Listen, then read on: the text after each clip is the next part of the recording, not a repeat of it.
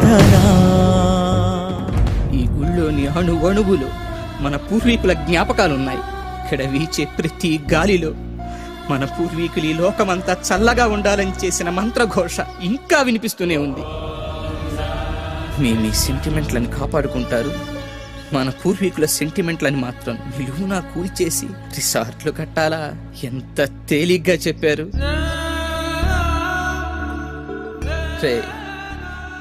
గుళ్ళు కట్టడం వల్ల దేశం వెనక్కి వెళ్ళటం లేదు, మనలాంటి స్వార్థపరులు పుట్టడం వల్ల దేశం వెనక్కి వెళ్తుంది. హ్యాట్స్ ఆఫ్ శ్రీ, ఏం చెప్పావు? Sorry boss. ఓకే, ఇవన్నీ కళాఖండాలే, నేను ఒప్పుకుంటాను. అంతకన్నా స్పెషల్ వీటిలో ఏముంది? చాలానే ఉంది, కానీ నీకు అర్థమయ్యేట్టు చెబుతా.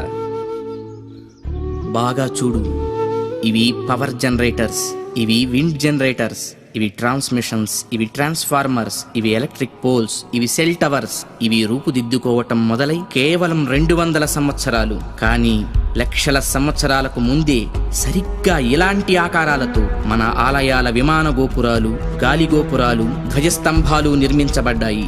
ఆలయ ప్రాంగణాల్లో ఉండే తులసి, రావి, మారేడు వంటి మొక్కలు ఎయిర్ ప్యూరిఫైర్స్ గా పనిచేస్తాయి. ఆలయాల్లో అర్చకులు చేసే ముద్రలు ఆక్యుప్రెజర్గా మారి శరీరంలోని ప్రాణశక్తిని ప్రేరేపిస్తాయి. వీటి ద్వారా వీళ్ల కాన్సంట్రేషన్ హై లెవెల్కి చేరుతుంది. దీన్నే తంత్రం అంటారు. వాళ్ళు పలికే శబ్దాలు ఎలక్ట్రోమాగ్నెటిక్ వేవ్స్, విద్యుదయస్కాంత శక్తి తరంగాలుగా మారతాయి. ఆ శబ్దాల అర్థాలు మైక్రోవేవ్స్, సూక్ష్మ భావ తరంగాలుగా పనిచేస్తాయి. దీన్నే మంత్రం అంటారు. గుళ్ళు కట్టేటప్పుడు బంగారం, వెండి వంటి ఖనిజాలతో పాటు నవరత్నాలను భూమిలో నిక్షిప్తం చేస్తారు. ఇవి ఎర్త్ పిట్స్ గా పనిచేస్తూ శక్తిని ఆలయ ప్రాంగణమంతా వ్యాపింపచేస్తాయి. రాతి విగ్రహాల క్రింద, ధ్వజస్తంభాల క్రింద లోహపు రేకులతో తయారైన యంత్రాలుంచుతారు. గాలి గోపురాలపై, విమాన గోపురాలపై లోహ నిర్మిత కలశాలు అమర్చుతారు. ధ్వజస్తంభాలకు లోహపు తొడుగులు వేస్తారు. ఉత్సవ విగ్రహాలను పంచలోహాలతో తయారు చేస్తారు. లోహం శక్తికి వాహకంగా పనిచేస్తుంది. దీన్నే యంత్రం అంటారు. మంత్రతంత్రాల ద్వారా ఉత్పత్తి చెందే శక్తికి ఈ యంత్రాలే రిసీవర్స్.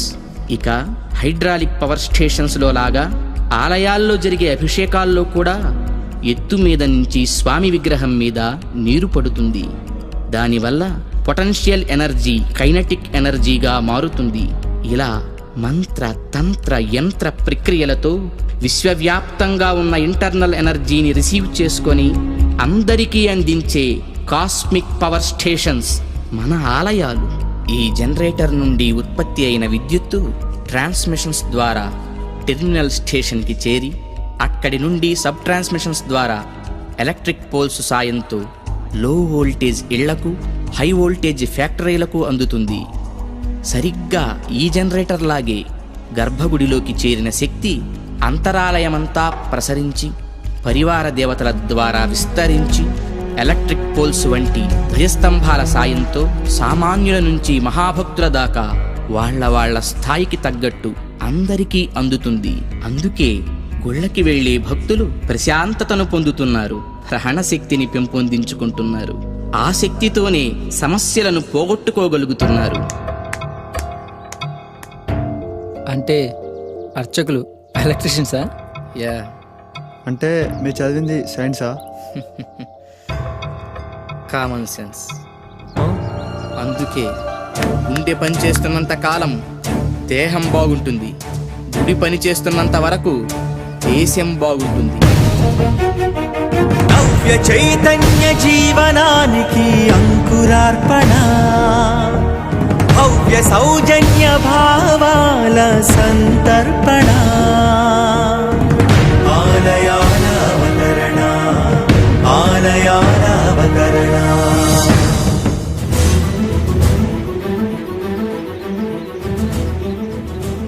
ఏ బాస్, ఏం చేస్తున్నావు? ఈ రాళ్ళను గమనిస్తున్నా. ఇలాంటి రాళ్ళు ఎక్కడ దొరుకుతాయో తెలుసుకోవాలి కదా. ఏ స్టైలిష్, నువ్వేంటి? నేను డైరెక్టర్ని బాస్. మొత్తం ఇదంతా షార్ట్ ఫిల్మ్ చేసి ఒక అవేర్నెస్ తీసుకొస్తా.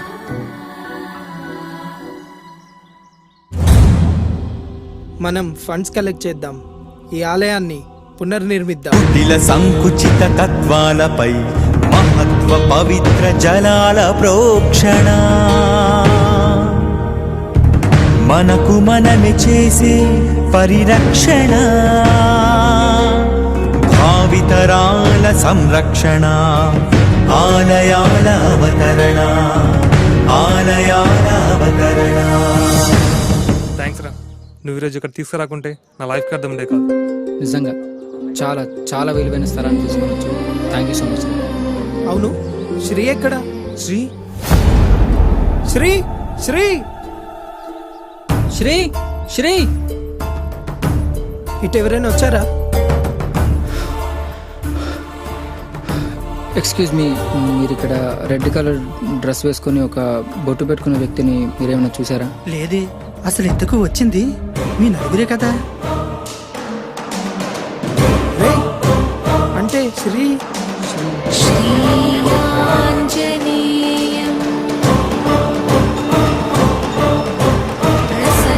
మీరు అర్థం చేసుకోవడానికి ప్రయత్నం చేయరా? మీరు అర్థం చేసుకోవడానికి ప్రయత్నం చేయరా? Oh my God.